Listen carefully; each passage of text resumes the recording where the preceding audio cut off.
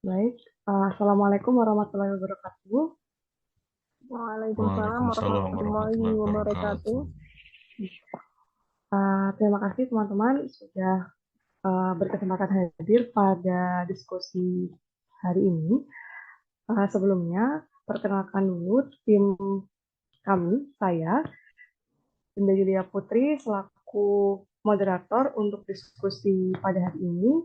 Kemudian ada Astri Kartikasari, kemudian Aryani Nurfitria, dan Arif Tomo.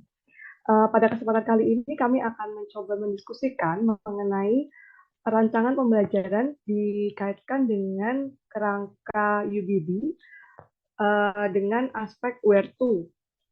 Nah, pada aspek where to ini terdapat beberapa tahapan masing-masing berdasarkan masing-masing hurufnya W, H, E, R, E, T, dan O. Namun pada kesempatan kali ini, kelompok kami hanya akan membahas pada aspek H saja, yaitu hook. Nah, dalam pembahasan untuk diskusi kali ini terdapat 6, mohon maaf, ada 5 pertanyaan yang akan kami jawab pada masing-masing pendapat. Yang pertama, kita mulai saja. Pertanyaan pertama, bagaimana caranya menggugah pemikiran untuk melibatkan semua peserta didik dalam ide-ide besar dan melakukan unjuk kinerja. Nah, untuk menjawab pertanyaan yang pertama ini, siapa yang mau memberikan pendapat terlebih dahulu?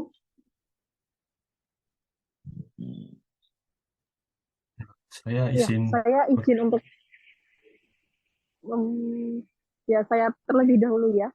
Baik, baik. Ya, Silakan, Mbak Aryani. baik.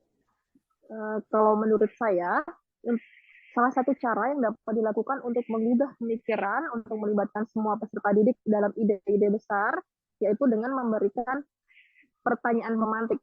Nah, pertanyaan pemantik ini dapat disesuaikan dengan minat, motivasi, dan juga hal-hal yang diketahui oleh peserta didik seperti itu.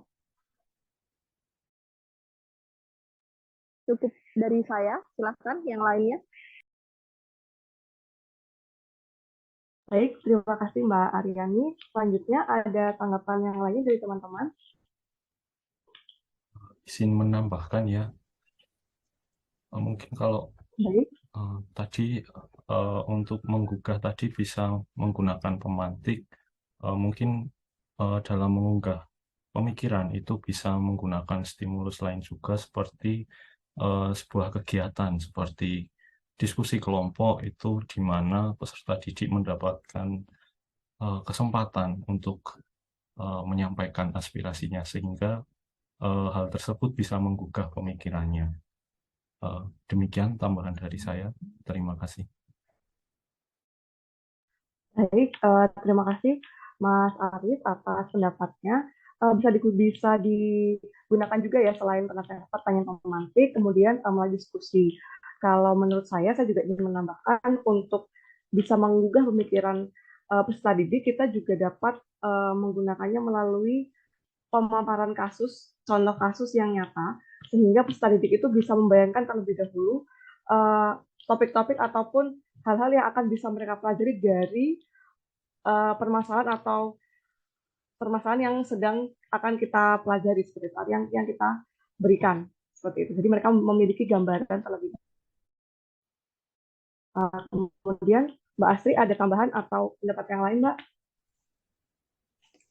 Saya mau menambahkan sebenarnya opini saya juga sama dengan Mas Arief, yaitu tentang membagi peserta didik ke dalam sebuah kelompok-kelompok belajar, karena dengan membagi mereka dalam kelompok belajar tentunya akan memberikan didik wawasan yang baru dengan bertukar ide dan pendapat antar peserta didik dalam kelompok tersebut, sehingga seperti yang Mbak Dinda tadi paparkan, bahwa memberikan sebuah kasus atau studi kasus kepada peserta didik, tentunya juga akan bisa mengkombinasikan antara pengetahuan yang mereka dapatkan dari diskusi kelompok yang digunakan untuk menyelesaikan atau memecahkan permasalahan yang diberikan kepada peserta didik tersebut dalam kelompok belajar itu. Sekian pendapat dari saya. Terima kasih.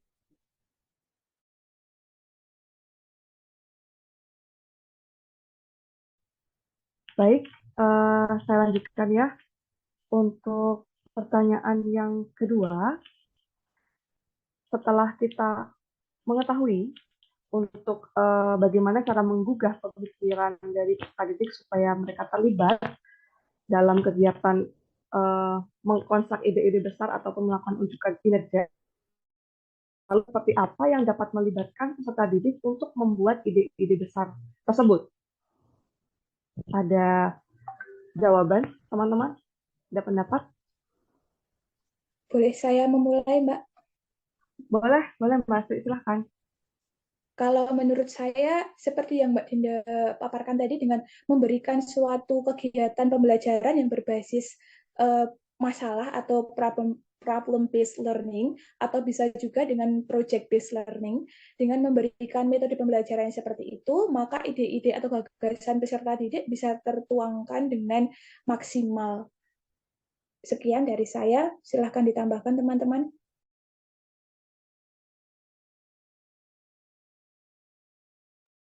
Ya, saya izin menambahkan.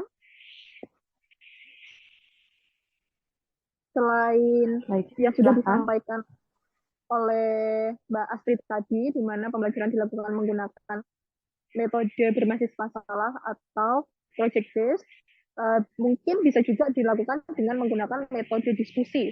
Seperti yang sebelumnya, bahwa metode diskusi mungkin juga akan membuat peserta didik terlibat aktif dalam pembelajaran dengan memberikan ide-ide mereka sendiri. Seperti itu. Silahkan yang selanjutnya, Mas Tomo mungkin. Ya, terima kasih. Jadi tadi bagus diadakan beberapa kegiatan. Nah, faktor lain yang bisa menciptakan situasi yang bisa melibatkan peserta didik itu adalah dengan penciptaan lingkungan yang di mana peserta didik bisa melakukan aktualisasi diri. Nah, lingkungan di mana peserta didik bisa beraktualisasi diri ini bisa membantu mereka untuk menyampaikan aspirasi mereka, sehingga dapat memperlancar kegiatan yang disebutkan tadi, dan situasi tersebut dapat melibatkan peserta didik. Demikian tambahan dari saya. Terima kasih. Ya, yang selanjutnya Mbak Dinda, silahkan. Saya ingin menambahkan juga ya untuk kegiatan, untuk bagaimana caranya kita dapat melibatkan peserta didik dalam membuat ide-ide besar yang menarik seperti itu. Nah, bisa melakukan kegiatan seperti brainstorming, pembuatan peta konsep. Nah, itu juga bisa membangkitkan atau mengaktifkan potensi peserta didik dalam menyampaikan ide-ide gagasannya. Seperti itu. Kemudian kita lanjut ya untuk pertanyaan berikutnya, yaitu bagaimana pendekatan penyampaian materi sehingga dapat menghasilkan minat dan keingintahuan terhadap materinya yang akan dibahas seperti itu. Ada pendapat teman-teman?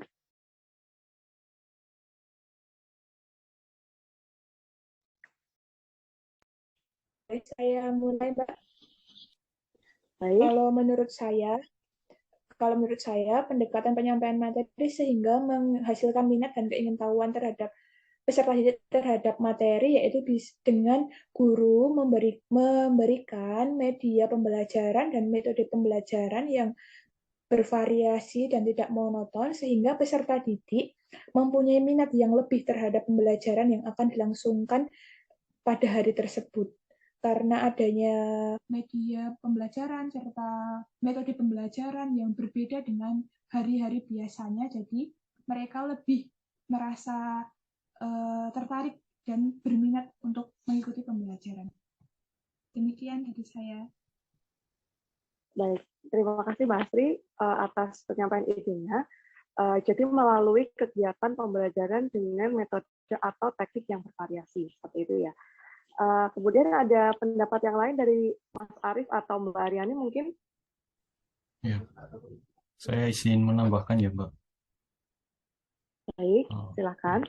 Ya, tadi disebutkan bahwa dilakukan berbagai macam variasi. Nah, menurut saya sebelum melakukan variasi seperti itu bisa dilakukan semacam pretest atau tes diagnostik untuk melihat ragam karakter peserta didik sehingga semoga variasi yang diciptakan tadi bisa melingkupi atau mencakup karakteristik peserta didik tadi supaya bisa lebih efektif. Ya, demikian tambahan dari saya. Mungkin Mbak Arya mau menambahkan? Iya, Baik. baik. Saya izin menambahkan, selain melakukan pretest atau tes diagnostik untuk mengetahui karakteristik peserta didik, sehingga dapat dilakukan pembelajaran yang menggunakan media, metode, atau teknik yang bervariasi. Selain itu, dapat juga dilakukan dengan pendekatan konstruktivisme, yaitu pendekatan di mana peserta didik itu dapat memberikan persepsi mereka sesuai dengan nilai-nilai yang mereka miliki. Seperti itu, Mbak Dinda. Cukup dari saya.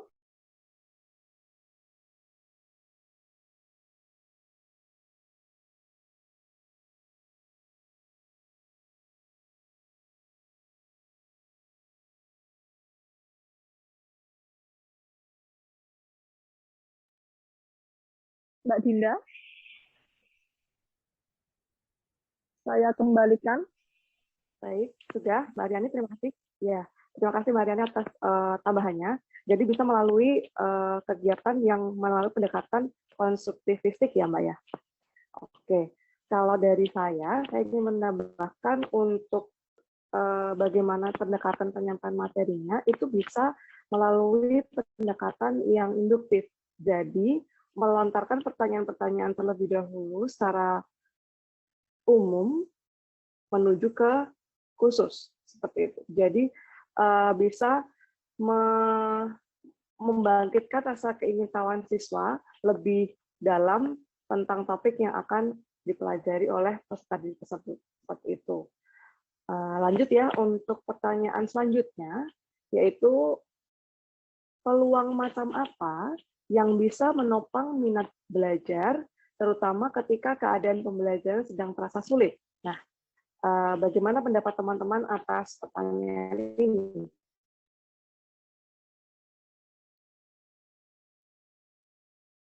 Ya, izin menyampaikan pendapat ya, Mbak.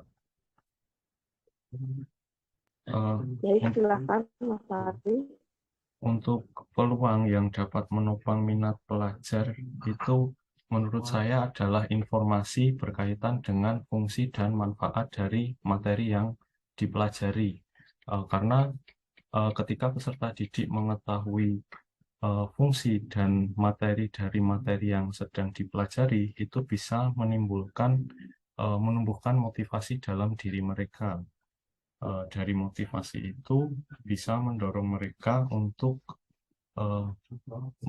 memunculkan minat mereka dalam mempelajari materi yang sedang dipelajari. Selain itu, ketika mereka mengetahui fungsi atau manfaat dari suatu materi, mungkin mereka akan mempraktekannya di kehidupan nyata, sehingga bisa memperdalam pemahaman mereka. Ya, demikian, terima kasih. Baik, terima kasih Mas Arief atas pendapatnya. Mungkin ada tambahan yang lain dari Mbak Astri atau Mbak Aryani?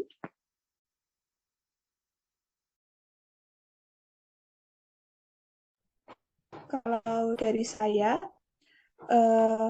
untuk menopang minat pelajar, terutama ketika pembelajaran terasa sulit, adalah dengan cara memberikan motivasi pada peserta didik, menerangkan kembali pentingnya belajar bagi mereka, sehingga apa yang menjadi beban mereka, guru bisa memberikan nasihat melalui motivasi yang diberikan kepada mereka. Baik, terima kasih Mbak Asri atas pendapatnya. Saya juga ingin menambahkan ya untuk peluang yang dapat menopang minat belajar dari peserta didik itu bisa dilakukan mungkin melalui kegiatan-kegiatan yang membuat semangat mereka kembali terlebih dahulu, atau seperti contohnya ice breaking. Nah, menurut saya kegiatan ice breaking ini juga bisa diterapkan untuk mengembalikan baik dari segi tingkat fokus dan juga mengembalikan minat dari peserta didik itu sendiri untuk kembali mempelajari topik yang sedang dibahas. Seperti itu. Kemudian Mbak Aryani, ada Baik, tambahan? saya izin menambahkan, saya setuju dengan Baik. pendapat teman-teman, dan saya ingin menambahkan sedikit dari apa yang sudah disampaikan oleh Mas Tomo tadi, bahwa setelah diberitahu apa manfaat pembelajaran dan juga harapannya mereka dapat mengimplementasikannya ke dalam kehidupan sehari-hari.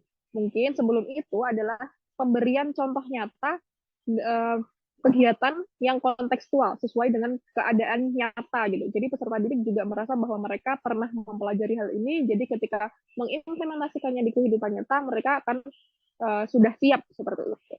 Cukup dari saya. Baik, terima kasih Mbak Aryani atas tambahannya.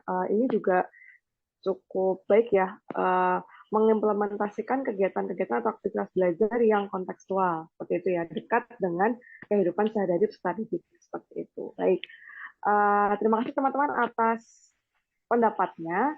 Kemudian kita akan menuju ke pertanyaan yang terakhir. Apa saja hambatan yang menimbulkan kecilnya pengambilan risiko, rendahnya imajinasi, dan kurangnya berani untuk mempertanyakan dan ketidakmampuan untuk memutuskan? Nah, kalau dari saya, mungkin dari segi peserta didik yang kurang memiliki kepercayaan diri untuk berani mengungkapkan ide atau takut salah. Nah, ini juga bisa menjadi penghambat dalam diri peserta didik untuk bisa mengembangkan potensi yang ada dalam diri peserta didiknya sendiri. Kemudian untuk teman-teman yang lain, apakah ada tambahan atau pendapat yang lain? Dari saya juga setuju dengan pendapat Mbak Dinda bahwa mayoritas peserta didik merasa takut untuk melakukan hal-hal tersebut sehingga hal tersebut menjadi hambatan yang ada dalam diri mereka. Tapi saya juga mempunyai pendapat lain, yaitu adanya hambatan yang berasal dari luar diri mereka. Misalnya dari guru mereka yang jika peserta didik melakukan kesalahan, maka peserta didik akan dimarahi atau tindakan-tindakan yang seperti itu, sehingga rasa takut untuk mencoba tersebut semakin besar dirasakan oleh peserta didik. Sekian dari saya. Untuk teman-teman yang lain. Terima kasih Mbak Sri. Mbak Aryani atau Mas Arief ada tambahan?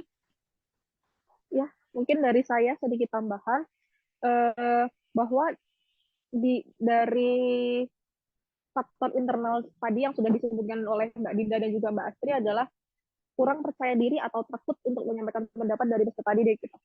Tapi kalau menurut saya ada tambahan gitu, bahwa hal dasar yang mendasari kenapa peserta didik menjadi takut atau kurang percaya diri adalah budaya kita. Seperti yang kita tahu bahwa budaya kita membuat kita sering merasa bahwa kita lebih baik untuk di belakang, terus kita merasa bahwa kita lebih baik untuk mengikuti apa yang sudah disampaikan oleh teman lain gitu. Jadi apa ya, kayak dari diri kita sendiri pun kurang mampu untuk menyampaikan ide-ide kita sendiri seperti itu. Silahkan Mas Tomo untuk yang selanjutnya. Ya, terima kasih.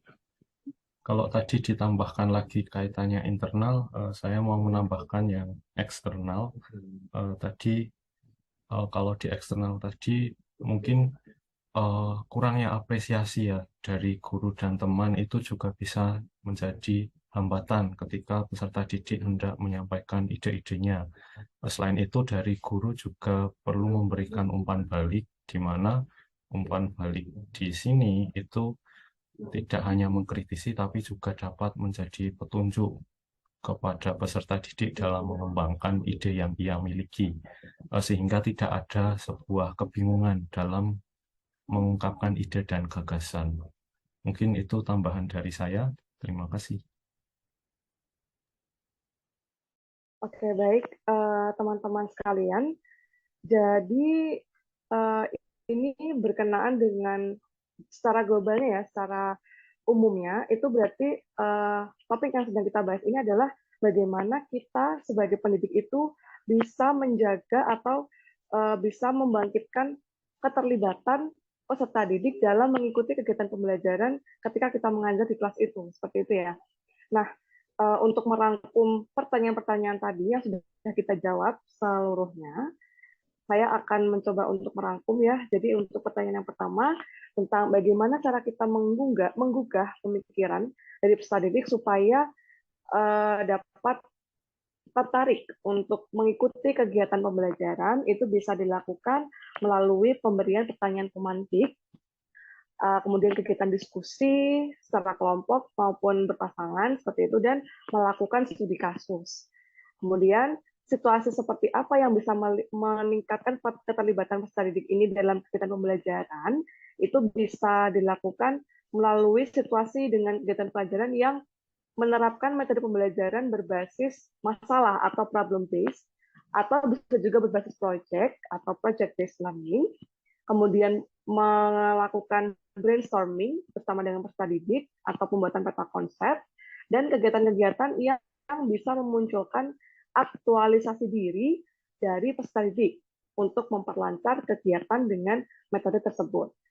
Nah, kemudian selanjutnya, dalam menarik minat atau keingintahuan peserta didik, itu pendekatan-pendekatan seperti apa yang bisa kita lakukan adalah pendekatan-pendekatan yang menitikberatkan pada kegiatan-kegiatan yang kontekstual, kegiatan belajar yang kontekstual, kemudian menggunakan metode pembelajaran atau teknik pembelajaran yang bervariasi, pendekatan konstruktivistik dan juga induktif, seperti itu. Kemudian penggunaan atau penerapan tes diagnostik juga bisa digunakan untuk mengetahui konsep atau pengetahuan awal dari peserta didik itu, supaya kita juga mengetahui bagaimana cara membangkitkan motivasi atau membangkitkan semangat belajar dari peserta didik itu sendiri. Kemudian selanjutnya, peluang yang dapat menopang minat belajar dari peserta didik itu bisa digunakan melalui pemberian motivasi-motivasi tertentu dari kita sebagai pendidik kepada peserta didik, kemudian kegiatan ice breaking ataupun semacam permainan yang bisa mengembalikan fokus dari peserta didik itu sendiri, dan juga menerapkan pembelajaran yang kontekstual. Dan yang terakhir adalah hambatan-hambatan yang mungkin dapat terjadi dalam diri peserta didik karena tidak ingin membuka diri, itu dikarenakan karena adanya kekurangan dalam hal percaya diri dari peserta didik itu sendiri dalam mengungkapkan ide atau gagasannya, kemudian adanya sikap kurang berani dari peserta didik, dan dari faktor-faktor yang lain, seperti faktor dari luar, contohnya adalah guru yang kurang memberikan apresiasi terhadap peserta didik, dan juga kurangnya guru dalam memfasilitasi kegiatan, seperti itu. Dan yang terakhir adalah budaya dari masyarakat yang ada di lingkungan sekitar peserta didik yang menyebabkan peserta didik itu juga mengembangkan sikap-sikap yang kurang percaya diri, seperti itu. Apakah ada tambahan lain, teman-teman? Dari saya cukup. Sudah cukup. Baik, terima kasih atas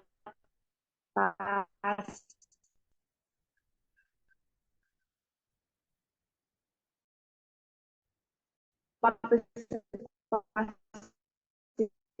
teman-teman diskusi kali ini. Semoga masing-masing ini bisa diambil hikmahnya, bisa diambil implementasi dalam kegiatan pembelajaran di masa depan ya, teman-teman.